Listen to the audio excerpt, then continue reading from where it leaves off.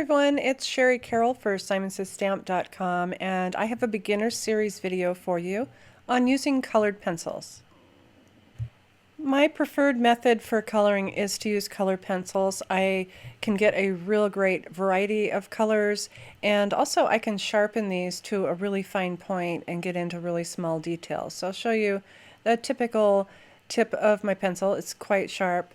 And I usually start off with a pretty hard pressure when I'm coloring, and then I soften it out as the pencil starts to wear down. Another thing that I like to use with my color pencils is a white eraser. I can use this for highlighting and blending.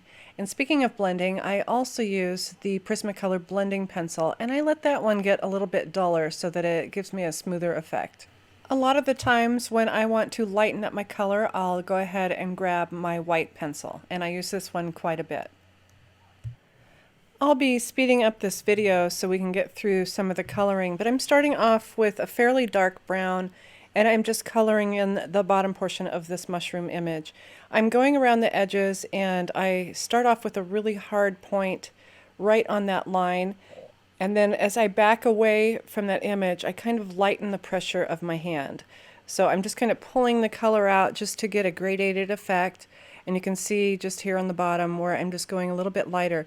So at this point, I'm really light-handed as I'm just adding in some of that shading. Then once I go around these other edges again, I'm back to that hard edge or that hard pressure once again. Once you start adding in your pencil, there is like a wax type feel to it.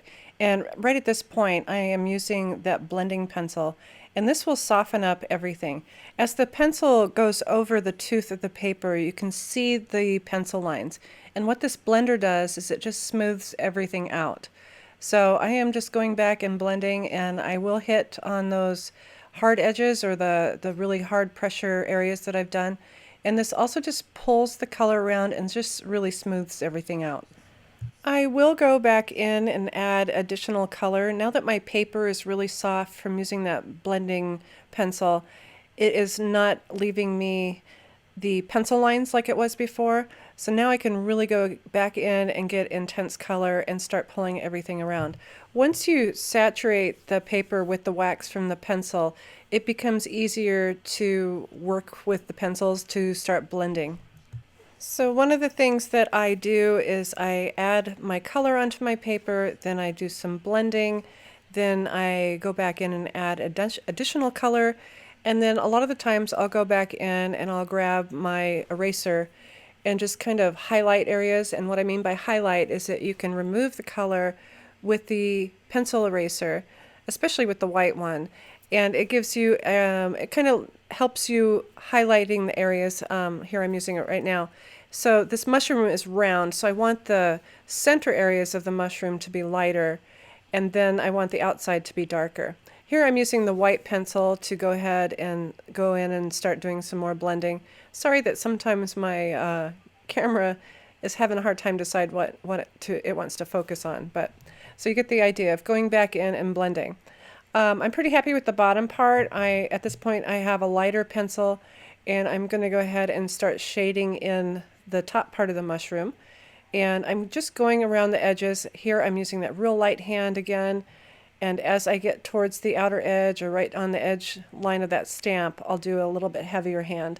And I'll just continue to go around on the top of the mushroom until I've added the color from this pencil, and then I can move on to a little bit darker pencil to add a little bit more shading. Another really nice thing about using pencils is that you can blend your two colors together to form another color. So you can go with a dark pencil and then say it's a dark brown, and then go over with a lighter brown and you get a newer brown. So they really blend and work well together. Here I'm going in with this white pencil. I'm just kind of softening the edges of that shadowing that I just added.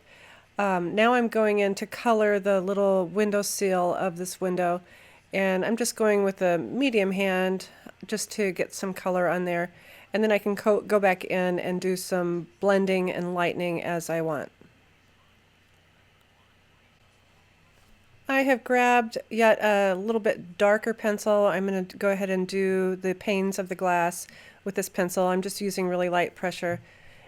And I wanted to talk to you about choosing your pencils. I have several browns, but on the bottom portion of this mushroom, I really only used one brown. So just from that shading of using the pressure of your hand, going from the really hard pressure or heavy hand to a light hand, you really get a variation of the color.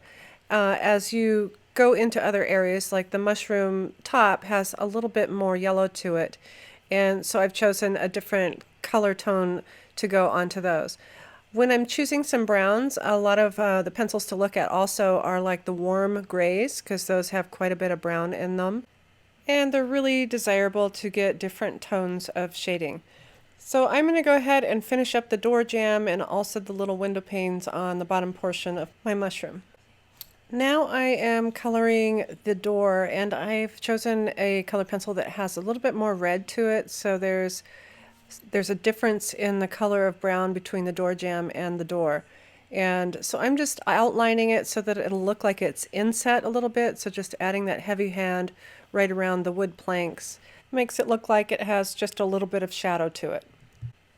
I have continued coloring, and as I keep going back in and adding more color and highlighting and making sure that I'm making it look a little bit more in depth, it starts to take on a realistic look. Next, I'm ready to add some green to this little plant here, and I do use two different colors of green. So I use one that has a little bit more blue tone, and then I go back in with one that has a little bit more yellow tone. If you notice a natural leaf, there's always a couple colors, probably 3 or 4 colors to each leaf, especially if it just looks like it's green. So I like to have it a little bit more variegated looking, and again I'm using the heavy hand around the edges, and I'm also making the ones that are sitting in back just a little bit darker so they look like they're a little bit more shadowed by the leaves that are sitting in the front. So here's a look at my little mushroom with my coloring. I hope I've given you some tips and tricks along the way on using your color pencils for your stamping projects. And as always, thanks for watching.